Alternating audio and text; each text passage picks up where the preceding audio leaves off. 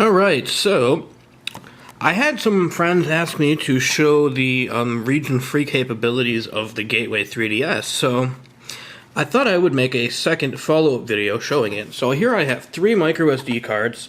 There are 2 Japanese games and 1 European, and I will show you how the region-free abilities work. Alright, so let's start with one of these 2. Now, the little sticker from my Gateway started peeling off, so I have to get some super glue to reattach it. But I just thought, if you'd like to see, underneath it here, I don't know how well the camera's going to focus on it, but it has a little Actel CPU in it that looks a lot like what the Supercard DS2 has. Come on, let's see if it focuses. I guess not. Alright, yeah, the camera doesn't like getting that close up, but yeah, you can kind of see it there. It's a little Actel ASIC unit. So, I mean, the back has the card readers as you saw before in my other video, but this is what it looks like under the label, just in case anyone wanted to know. So go ahead and put this in. Now, I just put some screen protectors on my 3DS, so it's still a little bit, the screen's still a little bit, it's not, it's still a little bit weird. It hasn't fully dried yet, the application solution. So anyway, go ahead and put this one in.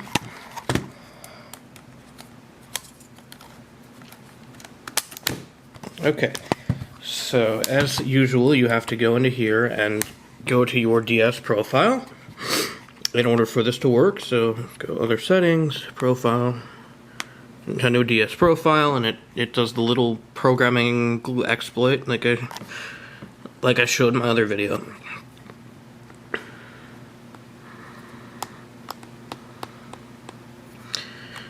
Alright, so this one is called Bravely Default Flying Fairy. You can see here the title's in Japanese. This one is actually being translated, but it won't be out till 2014, so for now it is exclusive to Japan. You can see it's a Square Enix game. I mean, if you want to hear the little music. So, this one, the little banner does work on the top. Now, when you're using the firmware spoofing, for some reason the banner doesn't load in that mode, only with the region free. So, I'll demonstrate that last. So here's your Japanese health and safety warnings. I don't even know what that says. Square Enix. Some more warnings or something. I don't know what any of this stuff says, because I don't speak Japanese. Like I said, these 2 games were recommended, at least it says press any button or push any button in English.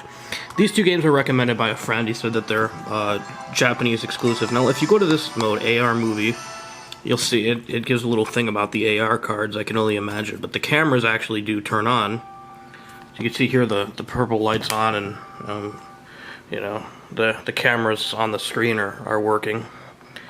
That's kind of weird showing a camera through a camera, but there you go. So let's go ahead and press B to quit. But, yeah, so, I mean, all the features work. It's not being emulated at all. You go ahead and hit new game up here. Again, I don't know what any of this says, because I don't read Japanese, but for those who do, or if you just want to go pressing A through the whole game, I don't know.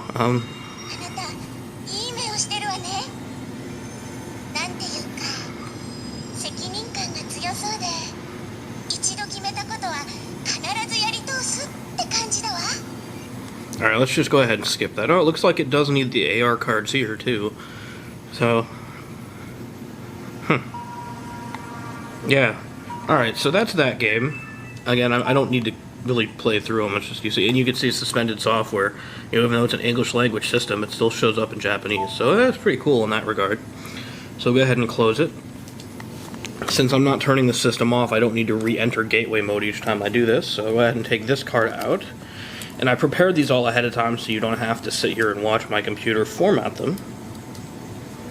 So this is the other Japanese game. This one came out in 2011, I believe, and there are no plans to translate it at all. I actually don't know what this stands for.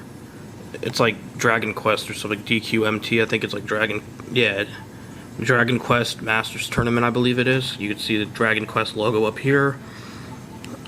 Again, I don't speak Japanese. It shows up like that, though, not in a Japanese title. But let's go ahead and launch this. This one's an older game, as I mentioned, so I'm guessing this will probably never be translated. Same warning as before. I'm guessing that's the equivalent to our health and safety warnings. Yeah, 2012, so... I guess the other one was 2013. It looks like, since I haven't played this, these options are all grayed out, including the Wi-Fi settings.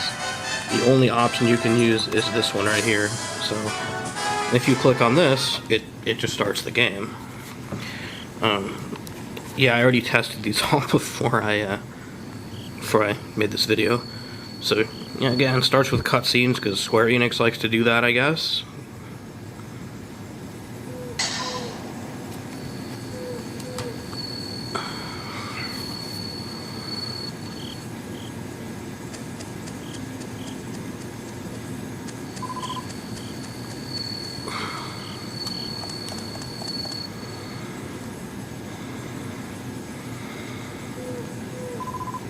Alright, so again, I don't really need to play through this whole game for you, but again, you see suspended software, you can see it shows up like that. Alright, now the last one, this title I actually got as a test. I had read online that some people were having problems getting this to work, but it actually works fine for me. The game is Mario & Luigi Dream Team, pretty much the newest first-party title. It just came out, like a month ago in the US. It's been out in Europe for a while, though. They got it a lot earlier than we did. Now, the thing about this game is one of the first games to require firmware 5.0. So if you were to own a retail copy and you put it in your system, it'll make you update to 5.0, and obviously for the gateway to work, you need to have 4.5. I should have shown this to prove that I'm not using a Japanese system, even though you should know that. There you go. So that it's a USA system that I was using to play those games. So yeah, it'll ask you to update. So the gateway also features a firmware spoofing ability. I merged those words in my head. That lets you play these newer titles with the older firmware. However, this is also using the region free as well, because like I mentioned, it's a European ROM. The American one is newer, and I don't think there is an existing copy of it yet. If there is, it doesn't work on the gateway. The only one that was reported to work is the European. So, this will show you both features. Now, you'll see the interesting thing, and this is a telltale sign of the region of the firmware spoofing, is the top screen, the banner, will not work. Watch. So you put it in, and give it a minute to read the card. I don't know why it takes so long. Okay.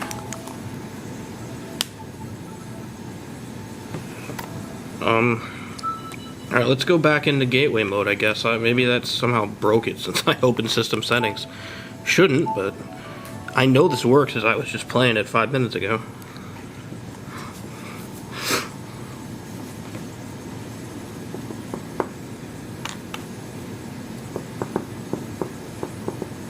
There you go. So you can see here, top screen's completely blank. Now I own a copy of this game, so I'm not just pirating it, I actually do own the USA copy. And yes, there is usually a screen up here, similar to, these little things that show up. They call it the banner. So the banner doesn't display when you use the firmware spoofing, but you can see down here, Mario & Luigi Dream Team does show up. I don't know why it says Dream Team Brothers. Here in America, it's just called Dream Team. I guess that's just an alternate title they call it in Europe or something. So go ahead and open this. Again, I haven't played it long enough to get to a save point yet. This game does start out kind of weird. You actually have to fight someone before it even lets you save it. So it's going to start as a new game. But okay, so you can see the whole thing works at this point. Yeah, look at that, Dream Team Brothers. That's weird. Here in America, it's called Mario & Luigi Dream Team. So I guess that shows you that it's a European copy if my word isn't enough for you. So let's go ahead and just start a game here. But this should be pretty evident enough that it works. So everyone's question is, will Pokemon X and Y work?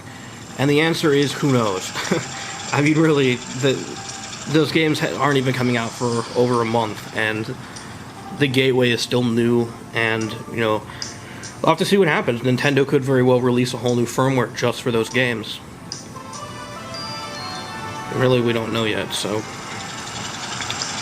either way, though, this is, I believe, the newest first-party title, at least here in America. So, or as far as I know, the only game that doesn't work is Animal Crossing, and that's because of the saving method. The Gateway saving, since the Gateway uses that saving, like, hack, the game doesn't run at all. But, yeah, so this one works fine. Yeah, here you get Peach will get the letter inviting her to the island, and, you know, okay, wow. It's one of the few games that you can't just touch the screen, you actually have to press A. Huh. Alright, so, see, you can see it up there, and then as soon as you go back to the main screen, again, there's no banner. So that would be kind of interesting. Anyway, so there you go. So there are 2 Japanese games and a European firmware spoofing game running on my 4.35, or 4.5, I don't know where 3.5, 4.5 US system. So, yeah, the Gateway really can do a lot of nice stuff. Hope you enjoyed watching that, and this video should have answered all of your remaining questions about it. Thanks for watching.